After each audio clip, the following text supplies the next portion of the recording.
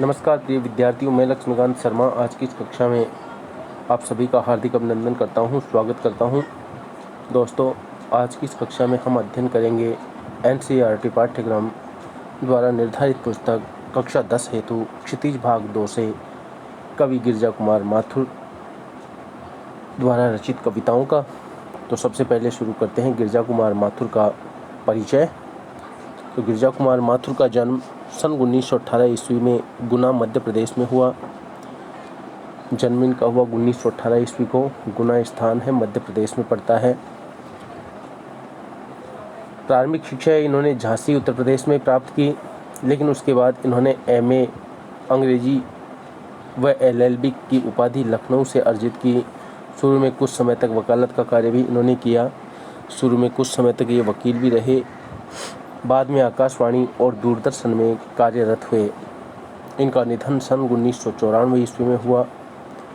इनकी रचनाओं की यदि बात करें तो रचनाओं में है नाश और निर्माण, धूप के धान, शिलापंख, चमकीले, भीतरी नदी की यात्रा जो काव्य संग्रह हैं, जन्म कैद नाटक हैं इनके, और नई कविताएं, सीमाएं और संभावनाएं इनके आलोचनात्मक लेख हैं।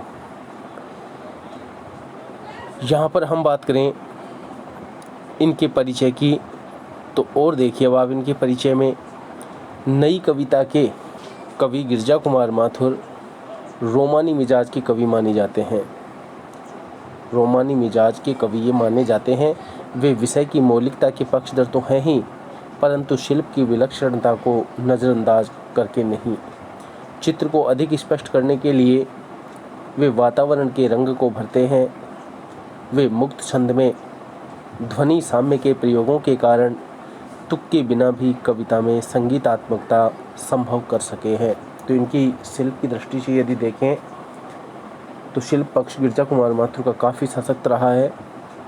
भाषा के दो रंग उनकी कविताओं में मौजूद हैं। वे जहां रोमानी कविताओं में छोटी छोटी ध्वनि वाले बोलचाल के शब्दों का प्रयोग करते हैं, वहीं क्लासिक मिजाज की कविताओं में लंबी और गंभीर ध्वनि वाले शब्दों को तरजीह देते हैं। तरजीह देने का मतलब है प्रमुखता देना। यहाँ इनकी दो कविताएं दी गई हैं। एक है छाया मत छूना, एक कविता है छाया मत छूना और दूसरी है एक ही दी गई है। तो यदि देखिए सबसे पहले हम पाठ की इस कविता के बारे में यदि बात करें, इसकी विषय वस्तु की बात करें तो छाया मत छूना कविता में कवि ने ये बताना चाहा है कि जीवन में सुख और दुख दोनों की उपस्थिति होती है। मैं बता रहा हूँ यहाँ पे कि ये जो कविता यहाँ पे दी गई है छाया मत छूना, इस कविता की विषय वस्तु की यदि बात करें तो कवि गिरिजा कुमार माथुर इस कविता के माध्यम से ये स्पष्ट करना चाहते हैं कि जीवन में सुख और दुख दोनों बराबर रूप से, समान रूप से उपस्थित होते हैं, किंतु विगत सुख की स्मृति को याद कर, ध्यान देंगे, विगत सुख की, बीते हुए सुख की स्मृतियों को याद कर वर्तमान दुख को गहरा नहीं करना चाहिए। ये सीख, ये संदेश कवि इस कविता के माध्यम से देना चाहता है। क्योंकि यदि विगत स्मृतियों को हम याद करेंगे तो इससे दुख कम नहीं होगा बल्कि दुख बढ़ेगा। जैसा कि कविता में दे भी रखा है कि छाया मत छूना मन होगा दुख दूना। इससे दुख कम होने के बजाय क्या हो जाता है, दुगना बढ़ जाता है। बीते सुख से चिपककर वर्तमान से पलायन करने की अपेक्षा कठिन यथार्थ से सामना करना ही जीवन की प्राथमिकता होनी चाहिए। ये कवि इस कविता के माध्यम से बताना चाहता है। इसलिए यह कविता अतीत की स्मृतियों को भूलकर वर्तमान का सामना कर भविष्य का वर्ण करने का संदेश देती है। भाषा की यदि बात करें, इसमें भाषा खड़ी बोली हिंदी का प्रयोग है। शब्दावली की बात करें, तत्सम एवं तद्भव दोनों प्रकार के शब्दावली कवि ने यहाँ प्रयोग की है। यहाँ पर यदि काव्य गुण की बात करें तो माधुर्य गुण का सुंदर प्रयोग यहाँ पर आप देख सकते हैं। कविता पर छायावादी शैली का प्रभाव भी आप देख सकते हैं। तो अब देखते हैं अपनी इस कविता को कि छाया मत छूना। यहाँ पर छाया शब्द दिया गया है, पहले शब्द पे ध्यान देंगे। छाया शब्द, तो छाया शब्द का अर्थ कवि ने यहाँ पर क्या माना है? छाया का अर्थ यहाँ पर कवि ने लिया है भ्रम या दुविधा। छाया का अर्थ क्या लिया है यहाँ पर? भ्रम या दुविधा। यहाँ पर कवि ने छाया का अर्थ लिया है भ्रम या दुविधा। मत छूना, मन होगा दुख दूना। दूना शब्द यहाँ पर जो दिया गया है इसका मतलब है दुगुना। दुगुना, दूना का मतलब क्या हो जाएगा? दुगुना। शब्दों के अर्थ पर आप विशेष ध्यान रखेंगे। तो अब इसके अर्थ पर हम गौर करते हैं। छाया मत छूना, छाया मत छूना। मन यहाँ पर जो दिया गया है, मन यहाँ पर जो दिया गया है ये संबोधन है। कवि किसको संबोधित करते हुए कह रहे हैं? मन को। इसलिए क्या कह रहा है? देखिए, मन को यहाँ पर संबोधित करते हुए कवि कहना चाहता है कि हे मन। यहाँ पर संबोधन, मैंने पहले कहा फिर से कि मन जो है ये संबोधन है कि हे मन, तू कल्पनाओं में ही विचरण मत कर, या कल्पनाओं के संसार में ही विचरण मत कर। छाया मत छूना, दुविधाग्रस्त ही मत रहे। छाया मत छूना। छाया छूने का मतलब ही पहले बताया कि छाया का अर्थ है भ्रम या दुविधा। अच्छा, जो पिछली विगत सुख की स्मृतियां हैं उन कल्पनाओं में ही तू विचरण मत कर, क्योंकि अगर ऐसा होगा तो क्या होगा? होगा दुख दूना। इससे तुम्हारे दुख कम होने के बजाय और ज़्यादा बढ़ जाएंगे। कवि क्या कह रहे? जीवन में है सुरंग सुधियाँ सुहावनी, छवियों की चित्रगंध फैली मन भावनी। यहाँ पर देखिए, जीवन में सुरंग सुधियाँ है सुहावनी। जीवन में है, सुरंग यानी रंगीन, सुधियाँ यानी यादें, सुहावनी यानी सुंदर, मन को अच्छे लगने वाली। छवियों की चित्रगंध फैली मन भावनी। यहाँ पर अब एक बार फिर से बोल रहा हूँ मैं, शुरू से ध्यान देंगे, आप समझने का प्रयास करेंगे क्या इन पंक्तियों का भाव। कि छाया मत छूना, मन होगा दुख दूना। कवि कहता है कि हे मन, तू कल्पनाओं के संसार में ही विचरण मत कर, इससे मन का दुख दूना होता है, क्योंकि पिछली स्मृतियाँ तुझे भ्रमित करेंगी और उसको याद करके तेरा दुख बढ़ जाएगा। इसलिए कवि ने कहा है कि तू कल्पनाओं के संसार में विचरण मत कर। फिर कहा जीवन में है सुधियाँ, जीवन में है सुरंग सुधियाँ सुहावनी। कि माना कि तुम्हारे जीवन में अनेक प्रकार की रंग बिरंगी सुरंग, रंगीन, रंग बिरंगी। माना कि तुम्हारे जीवन में अनेक प्रकार की रंग बिरंगी सुहावनी, मन भावन, सुंदर मधुर यादें भरी हुई हैं। छवियों की चित्रगंध फैली मन भावनी, और उन यादों को, उन छवियों को याद करके तुम्हारे मन में सुंदर सुंदर मन भावन चित्र उभरते हैं। चित्रगंध फैली, उन चित्रों की गंध फैलती है, अर्थात मन में तरह तरह के चित्र उभरते हैं। तन सुगंध शेष रही बीत गई यामिनी, बल्कि उनके साथ जुड़ी मन की अच्छी लगने वाली गंध भी तुम्हारे तन और मन को मस्त कर देती है। छवियों की चित्रगंध, उन छवियों से यानी उन यादों की जो चित्रों से गंध निकल रही है वो तुम्हें महसूस होती है, तुम्हारे तन और मन को मस्त कर देती है।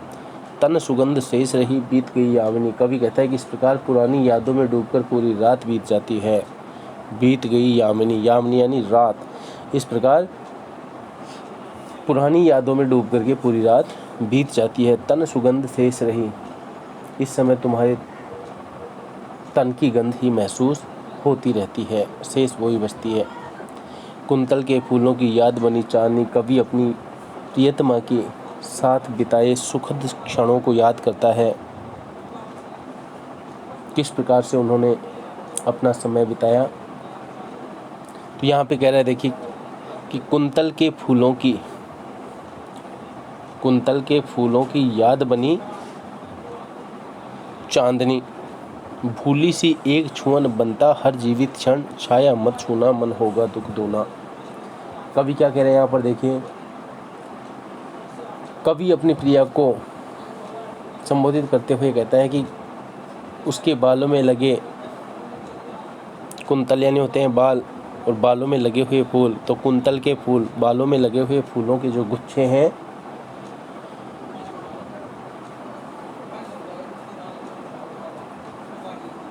उसको याद करते हुए कवि कहता है कि वो आज भी चांदनी बनकर उसके मन को भ्रमित किए हुए हैं। याद बनी चांदनी, आज भी वो चांदनी बनकर के उसके मन को भ्रमित करते रहते हैं। क्या करते रहते हैं? भ्रमित। प्रियतमा के बालों में लगे फूलों के गुच्छे आज भी कवि को बेचैन करते हैं। भूली सी एक क्षण बनता हर जीवित क्षण। कवि को लगता है कि उसकी प्रेमिका की भूली हुई छुअन का एहसास होता है। भूली सी एक छुअन, भूली हुई सी एक छुअन का एहसास। तो अपनी प्रिया की भूली हुई छुअन का एहसास होता है तो कैसा लगता है? मानो जीवित होकर वो सामने खड़ा हो जाता हो। जैसे ही उस छुअन छूता है उसे लगता है बनता हर जीवित क्षण, जैसे वो उसके सामने साकार रूप में खड़ा हो। परंतु ये सभी यादें क्या हैं? छाया ही है। इसलिए कवि कहता है कि छाया मत छूना हे मन, तू इन कल्पनाओं को मत छू, इन छायाओं में ही मत जी, इससे तुम्हारे मन का दुख दुगना हो जाएगा। अब यहाँ तक मुझे लगता है कि आपको इस काव्यांश में दिक्कत नहीं होगी, लेकिन फिर भी मैं इस पूरे काव्यांश का अर्थ एक बार आपके सामने स्पष्ट करने का प्रयास करता हूँ। कवि कहता है छाया मत छूना मन होगा दुख दूना। कवि कहता है कि हे मन, तू कल्पनाओं के संसार में विचरण मत कर, क्योंकि पिछली स्मृतियों को या कल्पनाओं को याद करके तेरा दुख दुगना हो जाएगा। मन होगा दुख दूना, तुम्हारे दुख की मात्रा बढ़ जाएगी। जीवन में है सुरंग सुधियाँ सुहावनी। कवि कहता है कि माना कि तुम्हारे जीवन में, तुम्हारे यहाँ पर कवि खुद के लिए भी ले सकता है कि माना कि मेरे जीवन में अनेक प्रकार की रंग बिरंगी मन भावन मधुर यादें समाई हुई हैं। जीवन में है सुरंग सुधियाँ सुहावनी। सैवर्ण की आवृत्ति से आप यहाँ पे देख सकते हैं अनुप्रास अलंकार की सुंदर छटा यहाँ पर फैली मिलेगी। तो कवि यहाँ पर क्या कह रहा है कि माना कि मेरे जीवन में अनेक प्रकार की रंग बिरंगी मन भावन मधुर यादें समाई हुई हैं, और उन यादों के छवियों की चित्रगंध, उन यादों की छवियों की चित्रगंध फैली मन भावनी। उन्हें याद करके तुम्हारे मन में केवल मन भावन चित्र उभरते हैं, बल्कि उनके साथ जुड़ी मन को अच्छी लगने वाली गंध भी तुम्हारे तन को और मन को मस्त कर देती है। तन सुगंध शेष रही, उस समय सिर्फ तुम्हारे तन की ही सुगंध शेष रहती है। बीत गई यामिनी। इस प्रकार कवि अपनी प्रेमिका को संबोधित करते हुए कहता है कि अपनी प्रिया के यादों में डूब करके पूरी रात बीत जाती है। फिर क्या करे? कुंतल के फूलों की याद बनी चांदनी। प्रिया के बालों में, प्रेमिका के बालों में लगे फूलों के गुच्छों को याद करके कवि कहता है कि आज भी वो चांदनी बन करके उसके मन को भ्रमित करते रहते हैं। आज भी क्या करते हैं? चांदनी बन करके उसके मन को भ्रमित करते रहते हैं। भूली सी एक छुअन बनता हर जीवित क्षण। कवि कहता है कि उसकी भूली हुई छुअन का एहसास होता है, जो मानो जीवित होकर सामने साकार हो जाता है, जीवित हो जाता है।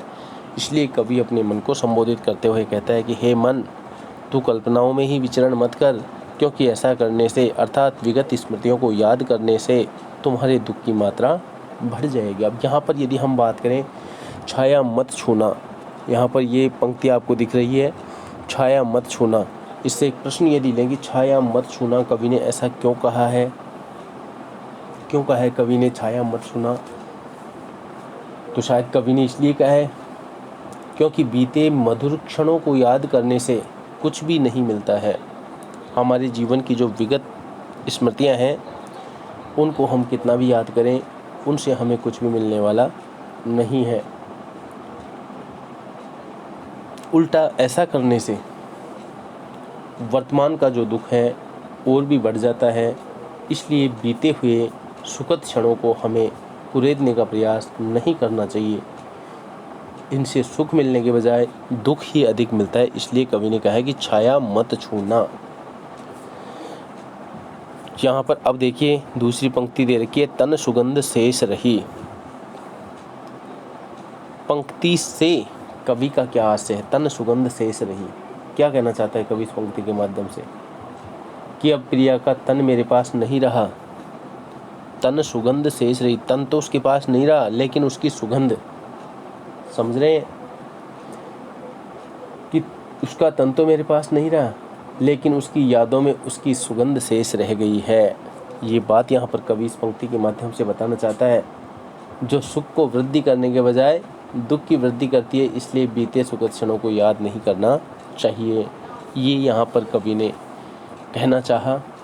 अब देखिए यहाँ पर हम बात करें काव्यांश में किस भाषा का प्रयोग हुआ है, तो भाषा आपको पहले बताई जा चुकी है। काव्यांश में खड़ी बोली हिंदी का प्रयोग हुआ है। दूसरा प्रश्न, यदि इसमें शिल्पगत दृष्टि से देखें तो यहाँ पर शैली की यदि हम बात करें, शैली आपको बताई जा चुकी है पहले।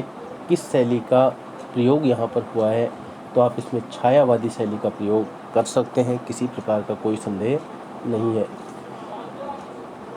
अब यहाँ पर ये बात करें कि इस काव्यांश में किस काव्य गुण की प्रधानता है, तो आपको पहले बताया जा चुका है कि काव्यांश में किस काव्य गुण की प्रधानता है। इसमें माधुर्य गुण की प्रधानता है। काव्यांश में यदि अलंकारों की बात करें तो कौन से अलंकारों का प्रयोग हुआ है, या ये कहें कि अनुप्रास अलंकार का प्रयोग किस पंक्ति में हुआ है, छांट करके बताइए।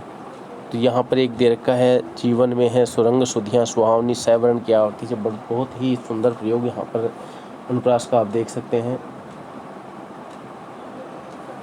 अब यहाँ पर प्रश्न आपसे पूछा जाए, और अक्सर ऐसा पूछा जाएगा आपसे कि या तो दो तत्सम शब्द छटवाए जाएंगे या फिर दो तद्भव शब्द आपसे उस काव्यांश से छटवाए जाएंगे। तो यहाँ पर यदि प्रश्न मैं करूँ कि काव्यांश से दो तत्सम एवं दो तद्भव शब्द छांट कर लिखिए, तो तत्सम की बात करें तो देखिए इसमें आप समझने का प्रयास करेंगे। कुंतल शब्द एक तो यहाँ पर आपको दिख रहा है, तत्सम रूप है।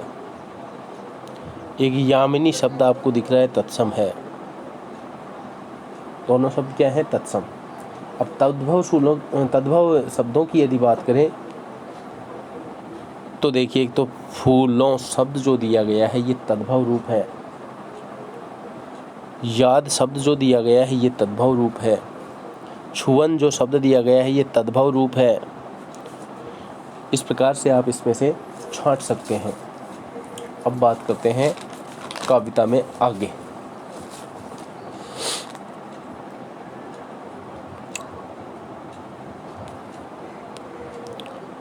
देखिए,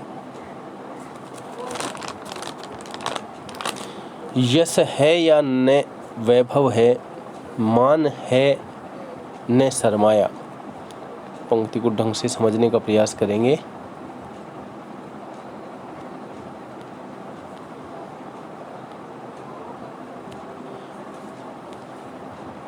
यश है या न वैभव है, मान है न सरमाया। वैभव का अर्थ होता है, यहाँ पर हम बात करें तो वैभव का अर्थ होता है सुख साधन। सरमाया शब्द यहाँ पर दिया गया है, सरमाया का अर्थ होता है पूंजी, संपत्ति। यश है या न वैभव है, जितना ही दौड़ा तू उतना ही भरमाया। भरमाया का मतलब होता है भटकना, भ्रमित होना। प्रभुता का शरण बिंब, तो यहाँ पर प्रभुता का शरण बिंब ये शब्द जो दिया गया है इसका अर्थ क्या होता है? बड़प्पन का एहसास।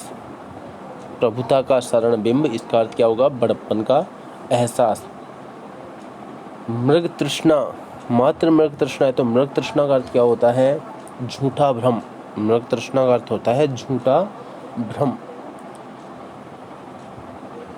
हर चंद्रिका, चंद्रिका का मतलब है चांदनी। छिपी एक रात कृष्णा, कृष्णा का अर्थ है काली। जो है यथार्थ, यथार्थ का अर्थ है वास्तविक, सत्य। उसका कर्तु पूजन, पूजा करना। छाया मत छूना, मन होगा दुख दूना।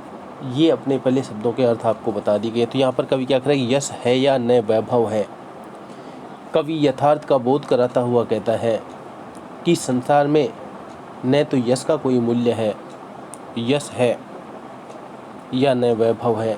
कि संसार में न तो, ये वास्तविकता का बोध कराते हुए कवि यहाँ पर बताना चाहता है कि संसार में न तो यश का कोई मूल्य है, न धन वैभव का यश है, या न वैभव है। ना तो यश का कोई मोल है, न धन वैभव का मान है, न सरमाया, न मान सम्मान से कोई संतुष्टि मिलती है, और न पूंजी से, संपत्ति से। तो पंक्ति का अर्थ आपकी समझ में आया होगा। मैं दोबारा से बोल रहा हूँ, यश है या न वैभव है, मान है न सरमाया। कवि यथार्थ का बोध कराता हुआ कहता है कि संसार में न तो यश का कोई मूल्य है, न धन वैभव का, न मान सम्मान से कोई संतुष्टि मिलती है, और न पूंजी से। जितना ही दौड़ा तू उतना ही भरमाया। कवि यहाँ पर कहता है कि मनुष्य इस संसार में रहते हुए इनके पीछे जितना ज़्यादा दौड़ता है उतना ही वह भटकता चला जाता है। जितना ही दौड़ा तू उतना ही भरमाया। जितना इनके पीछे दौड़ता है उतना ही ज़्यादा वो भटकता चला जाता है। प्रभुता का शरण बिंब केवल मृग तृष्णा है। क्योंकि यहाँ पर क्यों कहा है कि जितना ही दौड़ा तू उतना ही भरमाया, कि ये जो भौतिक वस्तुएं जो भी हैं ये हर व्यक्ति को भटका ही देती हैं। प्रभुता का शरण बिंब केवल मृग तृष्णा है। बड़प्पन आने की कामना भी एक विडंबना है। प्रभुता का शरण बिंब केवल मृग तृष्णा है, झूठा भ्रम है। बड़प्पन का एहसास होना भी एक झूठा ही भ्रम है। प्रभुता का शरण बिंब केवल मृग तृष्णा है। बड़प्पन का एहसास होना क्या है? केवल मात्र झूठा भ्रम है, मृग तृष्णा है। अब यहाँ पर मृग तृष्णा की यदि हम बात करें तो कवि ने मृग तृष्णा किसे कहा है? मृग तृष्णा यहाँ पर यदि बात करें किसे कहा है, तो देखिए पहले बीच में प्रश्न करना नहीं चाहता, लेकिन फिर भी मैं कोशिश करूँगा कि आपको इस शब्द के बारे में एक बार स्पष्ट करूँ। मृग तृष्णा क्या है? यहाँ पर कवि ये पूछ भी सकता है कि मृग तृष्णा किसे कहते हैं। और यहाँ पर यदि ये बात करें कि मृग तृष्णा का प्रयोग यहाँ किस अर्थ में हुआ है, तो देखेंगे, ध्यान से समझने का प्रयास करेंगे। तो राजस्थान में जो रेत है वो धूप से चमकने लगती है, और चमकने के कारण जल की भ्रांति पैदा करती है, और हिरण उसे जल समझ करके उसे पीने के लिए भागता फिरता है, लेकिन उसकी प्यास नहीं बुझती, क्योंकि जैसे जैसे वो आगे बढ़ता जाता है वैसे वैसे वो जल का आभास आगे बढ़ने लगता है, क्योंकि उसे पीने के लिए पानी मिलता ही नहीं है। अतः प्रकृति के इस भ्रामक रूप को ही क्या कहा गया है? मृग तृष्णा। भ्रामक रूप होता है भ्रमित करने वाला रूप, और इस कविता में इसका प्रयोग भ्रम और छलावा के अर्थ में हुआ है कि व्यक्ति भौतिक वस्तुओं को प्राप्त करने के लिए जितना अधिक दौड़ता है उतना ही अधिक भटकाव का सामना उसे करना पड़ता है। अतः बड़प्पन का एहसास पाने की कामना केवल मृग तृष्णा से भरी हुई होती है। ये बात यहाँ पर कवि इस मृग तृष्णा के माध्यम से कहना चाहता है। तो आशा है आपको इसमें कोई दिक्कत नहीं रही होगी। अब बात करते हैं, हर चंद्रिका में छिपी एक रात कृष्णा है। कवि यहाँ पर कहता है कि सत्य तो यह है कि हर चांदनी रात के पीछे एक गहरी काली रात छिपी हुई है। चांदनी रात के बाद में काली रात होना निश्चित है। हर चंद्रिका में छिपी एक रात कृष्णा है। एक रात कृष्णा, एक काली रात, कि हर चांदनी रात के पीछे एक गहरी काली रात छिपी हुई है। तो यहाँ पर हर चंद्रिका में छिपी एक रात कृष्णा पंक्ति के माध्यम से कवि क्या कहना चाहता है? तो कवि यहाँ पर कहना चाहता है कि हर सुख के पीछे दुख छिपा हुआ होता है। सुख और दुख दोनों का सामंजस्य रहता है। सुख के पीछे दुख है, दुख के पीछे सुख है। जो है यथार्थ कठिन उसका तू कर पूजन। कवि यहाँ पर कहता है, इसलिए छाया या कल्पनाओं में तुम मुझे सुख को खोजने के बजाय क्या करे? जीवन के यथार्थ अर्थात सत्य को समझना चाहिए। जो है यथार्थ, जो वास्तविकता है, जो कठिन है, उसका कर तू पूजन। तू उसका पूजन कर, उसी को अपना। छाया मत छूना, मन होगा दुख दूना। कवि कहता है कि हे मन, तू कल्पनाओं में ही विचरण मत कर, कल्पनाओं के संसार में ही विचरण मत कर, क्योंकि ऐसा करने से तेरे मन का दुख दुगना बढ़ जाएगा।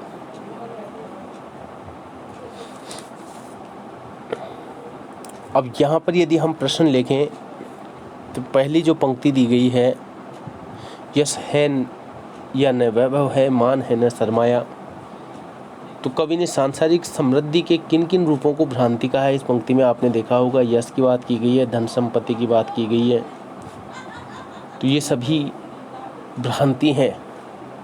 व्यक्ति हमेशा जीवन भर इन्हीं को प्राप्त करने के लिए आगे पीछे दौड़ता रहता है, इसलिए ये भ्रांति का रूप कवि ने कहा है।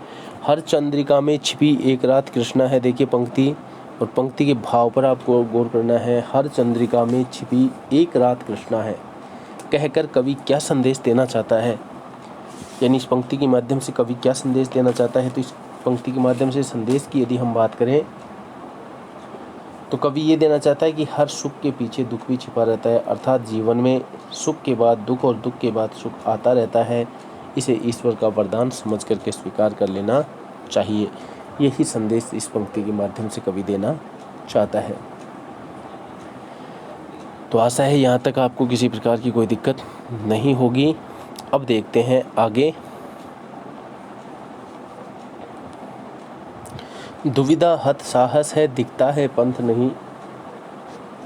दुविधा हत साहस है, दुविधा हत साहस शब्द का अर्थ क्या है? दुविधा के कारण साहस का नष्ट हो जाना। दुविधा हत साहस का अर्थ क्या है? दुविधा के कारण साहस का नष्ट हो जाना। दिखता है पंथ नहीं, पंथ यानी रास्ता। तो कवि यहाँ पर क्या कह रहा है कि दुविधा हत साहस है। कवि कहता है कि तुम्हारा साहस मन की दुविधाओं के कारण नष्ट हो गया है। तुम्हारे मन की दुविधाओं के कारण तुम्हारा साहस नष्ट हो गया है, जिसके कारण दिखता है पंथ नहीं, तुम्हें आगे बढ़ने के लिए कोई रास्ता दिखाई नहीं देता है। दुविधा हत साहस है, दिखता है पंथ नहीं। तो कवि यहाँ पर कहता है कि तुम्हारा साहस मन की दुविधाओं के कारण नष्ट हो गया है, जिसके कारण तुम्हें आगे बढ़ने के लिए कोई मार्ग दिखाई नहीं देता है, कोई रास्ता दिखाई नहीं देता है। तो यहाँ पर के देह सुखी हो पर मन के दुख का अंत नहीं। देह सुखी हो पर मन के दुख का अंत नहीं। इसी कारण चाहे तुम शरीर से सुखी हो, देह सुखी हो, चाहे तुम शरीर से सुखी हो, परंतु मन के दुख का अंत नहीं। तुम्हारे शरीर में असीम दुख समाये हुए हैं, तुम्हारे मन में जो दुख भरे हुए हैं उनका कोई अंत नहीं है, अर्थात तुम मन से खुश बिल्कुल भी नहीं हो। तो फिर यहाँ से मैं एक बार दोबारा बोल रहा हूँ दोनों पंक्तियों का अर्थ। कोशिश रहेगी कि आपको किसी शब्द में, किसी लाइन में किसी प्रकार की कोई दिक्कत नहीं हो। कवि यहाँ पे कहता है कि दुविधा हत साहस है, दिखता है पंथ नहीं, कि तुम्हारा साहस मन की दुर्बलताओं के कारण नष्ट हो गया है, जिसके कारण तुम्हें आगे बढ़ने के लिए रास्ता दिखाई नहीं दे रहा है। देह सुखी हो, जिसके कारण चाहे तुम शरीर से सुखी हो पर मन के दुख का अंत नहीं, लेकिन तुम्हारे मन के भीतर समाये हुए दुखों का कोई अंत नहीं है, अर्थात तुम मन से खुश नहीं हो। दुख है न चांद खिला शरद रात आने पर, पंक्ति पर गौर करेंगे। दुख है न चांद खिला शरद रात आने पर। तुम्हें इस बात का दुख है, तुम्हें इस बात का दुख है न चांद खिला शरद रात आने पर। शरद रात का मतलब सर्दियों की रात। तुम्हें किस बात का दुख? तुम्हें दुख है कि शरद ऋतु आने पर आकाश में चांद नहीं खिला। अब ये दुख कोई दुख नहीं है, लेकिन ये ज़बरदस्ती का दुख मोल ले लेता है व्यक्ति। दुख है न चांद खिला शरद रात आने पर, कि सर्दियों की ऋतु में, सर्दियों की रातों में आसमान में चांद नहीं खिला, ये दुख है तुम्हें। क्या हुआ जो खिला फूल रस बसंत जाने पर, इस बात का भी दुख है।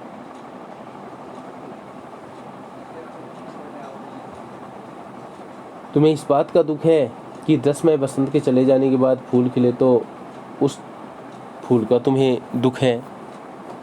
अब इन दोनों पंक्तियों के अर्थ और भाव पर आप गौर करेंगे। मैं इनको बताने का प्रयास करता हूँ कि तुम्हें इस बात का दुख है कि शरद ऋतु आने पर आकाश में चांद क्यों नहीं खिला, अर्थात प्रसन्नता के अवसर पर भी तुम अपने मन से खुश नहीं हो सके।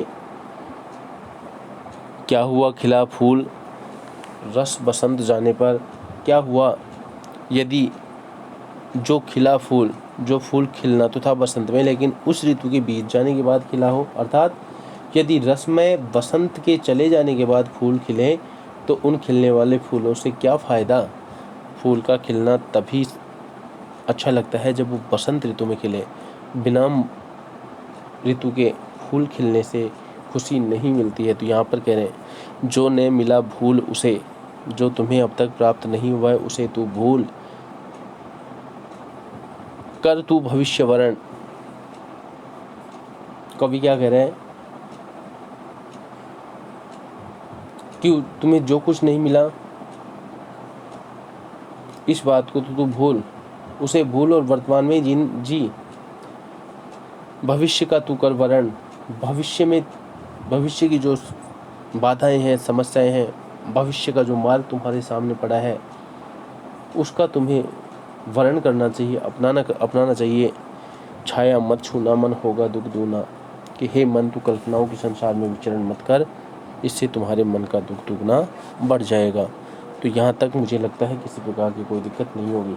अब यहाँ पर यदि हम लें कि इस काव्यांश से दुविधा वाला जो ये काव्यांश दिया गया है, इस काव्यांश में क्या संदेश दिया गया है, संदेश इसमें प्रेरणा दी गई है। अब वो क्या प्रेरणा दी गई है कि जीवन में जो कुछ नहीं मिल सका है उसे याद करने से अच्छा उसे भूल जाना ही है, क्योंकि उसे याद करने से मन का दुख दुगना हो जाता है।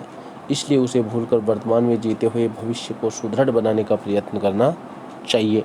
ये संदेश इसके माध्यम से कवि ने दिया है। अब हम बात करते हैं इस कविता के शिल्प के बारे में, इस काव्यांश के शिल्प के बारे में। इसमें यदि भाषा की बात करें, भाषा वही है। शैली की बात करें, शैली खड़ी छायावादी है। तत्सम तद्भव दो शब्द छांटने हैं तो इसमें तत्सम की बात करें, वर्ण शब्द है, पंथ शब्द है, आप छांट सकते हैं। माधुर्य गुण इसमें है ही, होगा दुख दूना आप इसमें कर सकते हैं, अनुप्रास अलंकार। और अब बात करते हैं पाठ्य पुस्तक के प्रश्नों की। कवि ने यथार्थ के पूजने की बात क्यों कही है, प्रश्नों पर थोड़ा सा विचार करेंगे। कोशिश करें कि साथ के साथ आपके ये प्रश्न हल होते जाएं। कवि ने कठिन यथार्थ के पूजने की बात क्यों कही है, इसलिए कही है क्योंकि यही जीवन का सत्य और वास्तविकता है। जीवन की विगत स्मृतियों से बंधा रहना और वर्तमान से पलायन करना बेकार है। पिछले जीवन की स्मृतियों से बंधा रहना और वर्तमान से पलायन करना सब बेकार है। मनुष्य को जीवन के कठोर यथार्थ से रूबरू होना ही चाहिए, यही जीवन का सत्य है।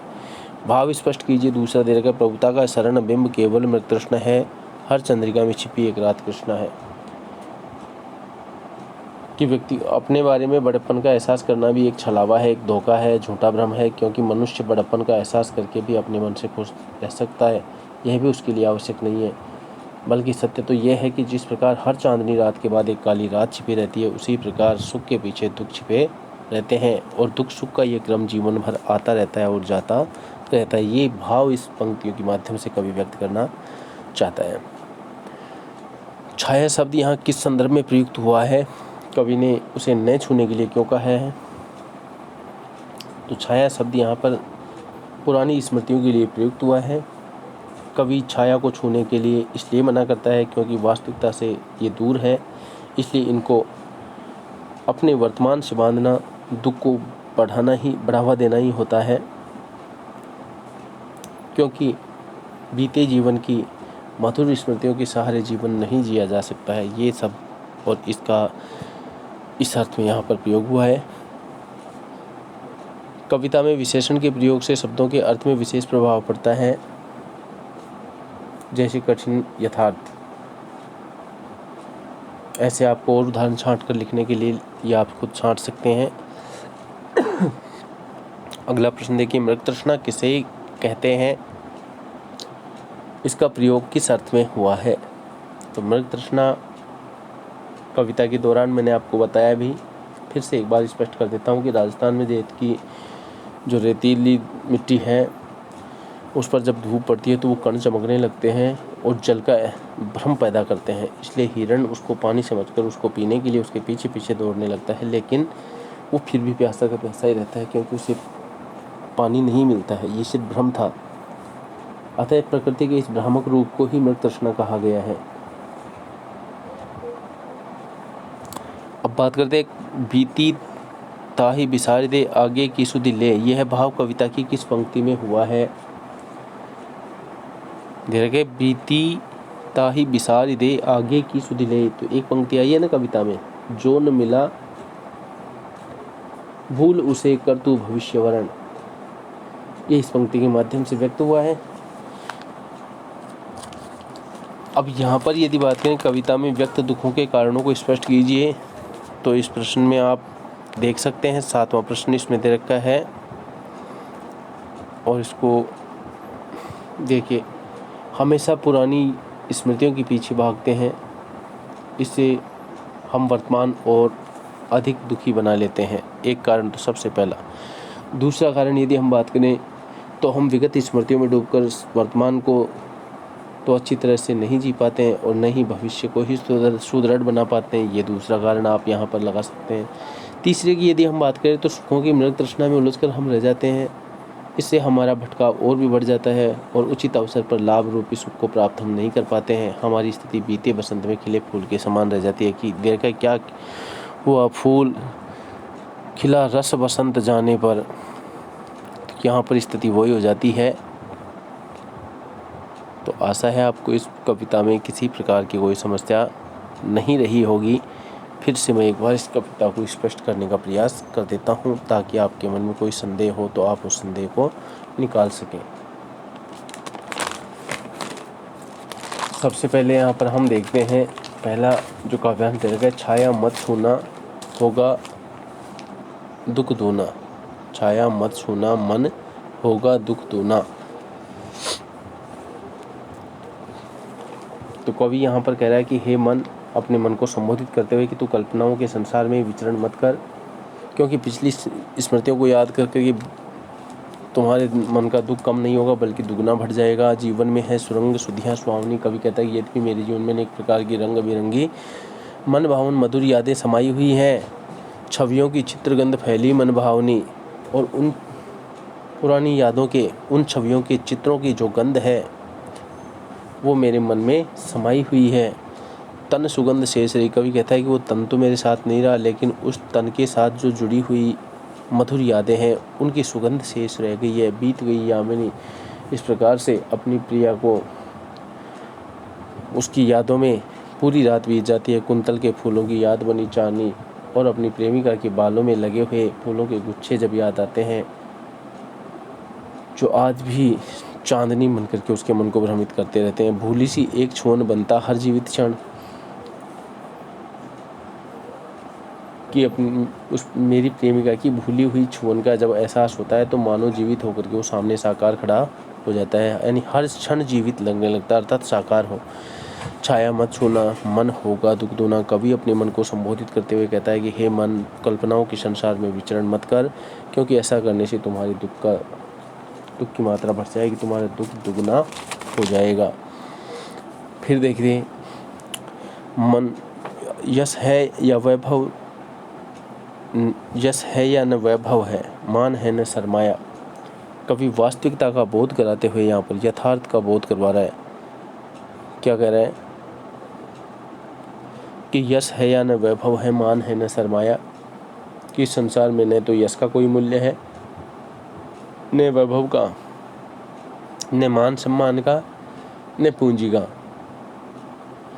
क्योंकि जितना ही दौड़ा तू उतना ही भरमाया। व्यक्ति जीवन भर इनको प्राप्त करने के लिए जितना इनके पीछे दौड़ता है उतना ही ज़्यादा भ्रमित होता चला जाता है, क्योंकि ये सभी भौतिक वस्तुएं व्यक्ति को भरमाने का काम करती हैं।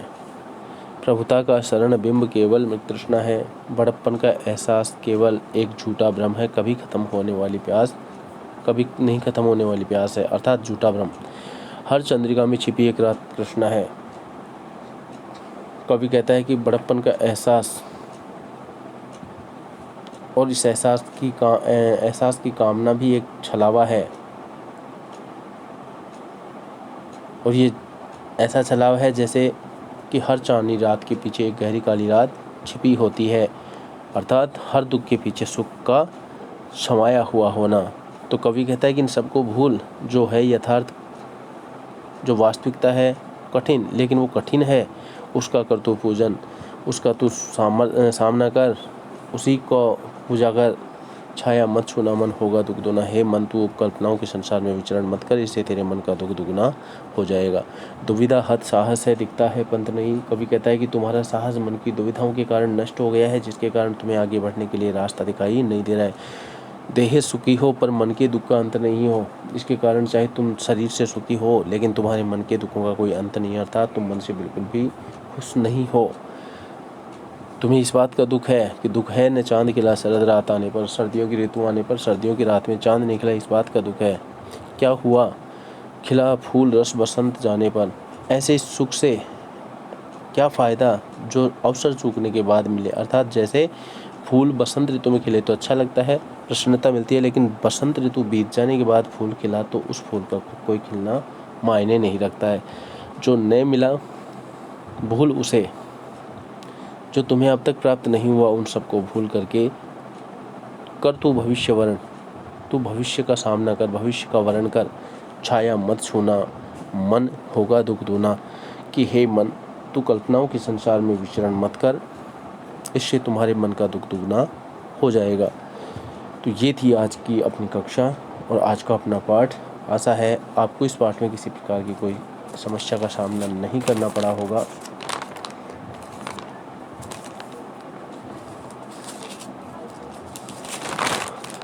अब इसमें से हम लेते हैं एक प्रश्न और।